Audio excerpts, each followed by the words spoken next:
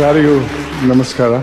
ನಾವು ಇವತ್ತಿರುವಂತಹ ಸಮಾಜ ಬರೀ ಶ್ರೀಮಂತಿಕೆ ಮತ್ತೆ ಅಧಿಕಾರವನ್ನು ಪೂಜಿಸುವಂತಹ ಸಮಾಜದಲ್ಲಿ ನಾವಿದ್ದೇವೆ. ಪ್ರಾಮಾಣಿಕತೆಗೆ ಯಾವುದೇ ಬೆಲೆ ಇಲ್ಲ. ಪ್ರಾಮಾಣಿಕರ ಬಗ್ಗೆ ಮಾತಾಡಿದ್ರೆ ಹಗುರವಾಗಿ ಹೇಳ್ತಾರೆ, ಅವನು ಹುಚ್ಚಾರಿ, ಅವನು ತಿನ್ನಲ್ಲ, ಇನ್ನೊಬ್ಬನಿಗೂ ತಿನ್ನಕ್ಕೆ ಬಿಡಲ್ಲ ಅನ್ನೋ ಮಾತು ಸರ್ವಸಾಧಾರಣವಾದದ್ದು.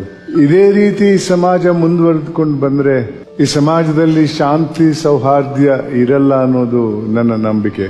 ಈ ಸಮಾಜವನ್ನ ಬದಲಾಯಿಸಬೇಕಾದ್ರೆ ನನ್ನ ವಯಸ್ಸಿನವರಿಂದ ಸಾಧ್ಯವಿಲ್ಲ. ಯಾಕಂದ್ರೆ ಈ ಸಮಾಜವನ್ನ ಈ ಮಟ್ಟಕ್ಕೆ ತಂದವರು ನನ್ನ ವಯಸ್ಸಿನವರು. ಅದನ್ನ ಬದಲಾಯಿಸುವ ಶಕ್ತಿ ಯುವಕ ಯುವತಿಯರಲ್ಲಿ ಇದೆ.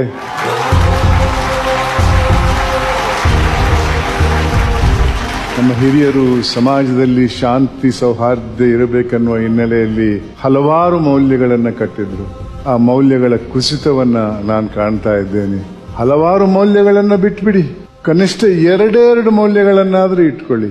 ಒಂದು ತೃಪ್ತಿ ಅನ್ನುವ ಗುಣ ಮೌಲ್ಯ, ಇಂಗ್ಲಿಷಲ್ಲಿ ಕಂಟೆಂಟ್ಮೆಂಟ್ ಅಂತೇವೆ. ತೃಪ್ತಿ ಇಲ್ಲದೆ ಇದ್ರೆ ಒಂದು ರೋಗ ಬರ್ತದೆ, ದುರಾಸೆ, ಅದಕ್ಕೆ ಮಿತಿ ಇಲ್ಲ. ಎಷ್ಟು ಮಾಡಿದ್ರೂ ಸಾಲಲ್ಲ, ಇನ್ನೂ ಬೇಕು, ಮತ್ತು ಬೇಕನ್ನೋ ಒಂದು ದುರಾಸೆ. ಎರಡನೇ ಮೌಲ್ಯ ಮಾನವೀಯತೆ. ಮಾನವೀಯತೆ ಅನ್ನೋದು ನಮ್ಮ ಹಿರಿಯರು ಕಟ್ಟಿದಂತಹ ಮೌಲ್ಯ. ಎಲ್ಲಿದೆ ಮಾನವೀಯತೆ?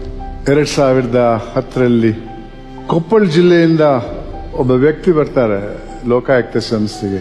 ಏನಪ್ಪ ಸಮಸ್ಯೆ ಅಂತ ಕೇಳಿದ್ರೆ, ಸ್ವಾಮಿ, ನನ್ನ ಹೆಂಡತಿ ಒಂದು ಹೆಣ್ಮಗಳನ್ನ ಹಡೆದಿದ್ದಾಳೆ. ಅರೆ, ಏನಪ್ಪ ತಪ್ಪು? ಇಲ್ಲ ಸ್ವಾಮಿ, ಕರ್ನಾಟಕ ಸರ್ಕಾರದ ಒಂದು ಯೋಜನೆ ಇದೆ, ಭಾಗ್ಯಲಕ್ಷ್ಮಿ ಅನ್ನುವ ಯೋಜನೆ. ಅದರ ಪ್ರಕಾರ ಬಡ ಕುಟುಂಬಕ್ಕೆ ಹುಟ್ಟಿದಂತಹ ಹೆಣ್ಣು ಮಗಳಿಗೆ ಒಂದಿಷ್ಟು ಸರ್ಕಾರಿ ಅನುದಾನ ಬರಬೇಕು. ನಾನು ಸಮಾಜ ಕಲ್ಯಾಣ ಡಿಪಾರ್ಟ್ಮೆಂಟ್ನವರನ್ನ ಕೇಳಿದ್ರೆ, ಇಲ್ಲ, ನೀವು ಬಡ ಕುಟುಂಬಕ್ಕೆ ಸೇರಿದವರು ಅನ್ನೋದಕ್ಕೆ ಪುರಾವೆ ಇಲ್ಲ ಅಂತ ಹೇಳಿಬಿಟ್ಟು ಅವರನ್ನು ಕಳಿಸ್ತಾರೆ. ಆ ವ್ಯಕ್ತಿ ನಮ್ಮಲ್ಲಿ ಬಂದು ಬಹಳಷ್ಟು ಬೇಡ್ಕೊಂಡ್ರು. ಅವರನ್ನು ನಂಬಿ ಒಬ್ಬ ಅಧಿಕಾರಿಯನ್ನ ಕೊಪ್ಪಳ ಜಿಲ್ಲೆಗೆ ಕಳಿಸಿದೆ. ಆ ಅಧಿಕಾರಿ ಕೊಟ್ಟ ವರದಿ ಪ್ರಕಾರ ಈತನ ಪತ್ನಿ ಮತ್ತೊಬ್ಬಳು ಸಂಗಾತಿ ಸುಮಾರು 9 ಕಿಲೋಮೀಟರ್ ನಡ್ಕೊಂಡು ತಮ್ಮ ಗ್ರಾಮದಿಂದ ಜಿಲ್ಲಾ ಆಸ್ಪತ್ರೆಗೆ ಹೆರಿಗೆಗಾಗಿ ಬರ್ತಾರೆ. ಯಾಕಂದ್ರೆ ಸರ್ಕಾರಿ ಯೋಜನೆ ಪ್ರಕಾರ ಸರ್ಕಾರಿ ಆಸ್ಪತ್ರೆಯಲ್ಲಿ ಆ ಹೆಣ್ಮಗಳು ಹುಟ್ಟಿದ್ರೆ ಅದೇ ಒಂದು ರೀತಿಯ ಪುರಾವೆ ಸಾಕು ಆ ಮಗು ಬಡ ಕುಟುಂಬಕ್ಕೆ ಸೇರಿದ್ದನ್ನೋದಕ್ಕೆ. ಆದ್ರೆ ಅಲ್ಲಿನ ಸಿಬ್ಬಂದಿ ಅವರಿಗೆ ಹಾಸಿಗೆ ಕೊಡಲ್ಲ. ಮೊದಲು ಹಣ ಕೊಡಿ, ನಂತರ ಹಾಸಿಗೆ ಅಂತಾರೆ. ತಮ್ಮಲ್ಲಿದ್ದ ಹಣ ಅವ್ರಿಗೆ ತೃಪ್ತಿ ತರಲಿಲ್ಲ. ವಿಧಿ ಇಲ್ಲದೆ ತನ್ನ ಜೊತೆ ಬಂದವಳನ್ನ ಹಳ್ಳಿಗೆ ವಾಪಸ್ ಕಳಿಸ್ತಾಳೆ. ಆವಾಗ ಸಿಬ್ಬಂದಿ ಹೇಳ್ತಾರೆ, ಇಲ್ಲಿ ಕೂರ್ಬೇಡಿ, ಹೊರಗೆ ಕೂತ್ಕೊಳ್ಳಿ ಅಂತ. ಆಕೆ ಆಸ್ಪತ್ರೆ ಗೇಟ್ ದಾಟಿ ಮಾರ್ಗ ದಾಟಿ ಬಸ್ ಸ್ಟಾಪ್ ಅಲ್ಲಿ ಕೂತಿರ್ತಾಳೆ. ಹಣ ಬರುವ ಮೊದಲು ಹೆರಿಗೆ ಬಸ್ ಸ್ಟಾಪ್ ಅಲ್ಲಿ ಆಗ್ತದೆ.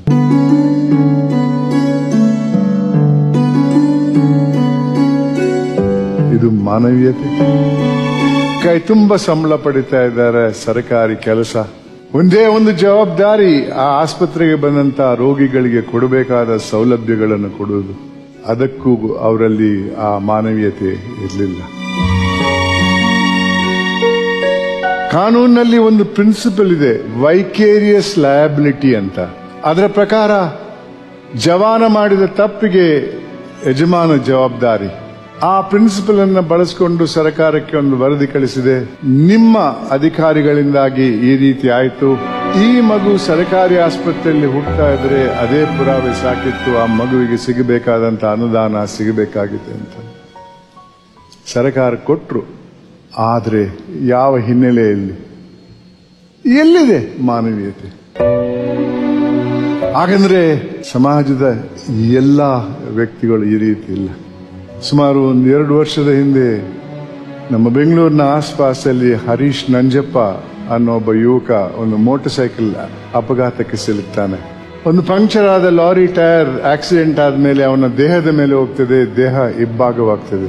ಹಲವಾರು ಜನ ಅಲ್ಲಿ ಫೋಟೋ ತೆಗಿತಾ ಇದ್ರು, ವಿಡಿಯೋ ಮಾಡ್ತಾ ಇದ್ರು. ಒಂದು ತುತ್ತು ನೀರು ಕೊಡಿ ಅಂತ ಕೇಳಿದೆ, ಯಾರೂ ಕೊಟ್ಟಿಲ್ಲ. ತದನಂತರ ಆಂಬ್ಯುಲೆನ್ಸ್ ಬರ್ತದೆ. ಆಂಬ್ಯುಲೆನ್ಸ್ ಸಿಬ್ಬಂದಿ ದೇಹದ 2 ಭಾಗಗಳನ್ನ ಎತ್ತಿ ಆಂಬ್ಯುಲೆನ್ಸ್ ಅಲ್ಲಿ ಹಾಕ್ತಾರೆ. ಮತ್ತು ಜೀವಂತವಾಗಿದ್ದ ಆತ ಸಿಬ್ಬಂದಿಗೆ ಹೇಳ್ತಾನೆ, ದಯವಿಟ್ಟು ವೈದ್ಯರಿಗೆ ಹೇಳಿ ನನ್ನ ಕಣ್ಣನ್ನ ದಾನ ಮಾಡಕ್ಕೆ ಹೇಳಿ ಅಂತಾರೆ. ಬಂಧುಗಳೇ, ಇದು ಮಾನವೀಯ. ಇಂಥ ಸಂದರ್ಭಕ್ಕೆ ನೀವು ಬಲಿಯಾಗಬಾರದು. ಆದರೆ ದಿನನಿತ್ಯ ನಿಮ್ಮ ಜೀವನದಲ್ಲಿ ಕೆಲವು ಘಟನೆಗಳಾಗ್ತವೆ. ಆ ಘಟನೆಗಳಲ್ಲಿ ನಿಮ್ಮ ಮಾನವೀಯತೆಯನ್ನು ತೋರಿಸುವಂತಹ ಸಂದರ್ಭಗಳು ಬರ್ತವೆ.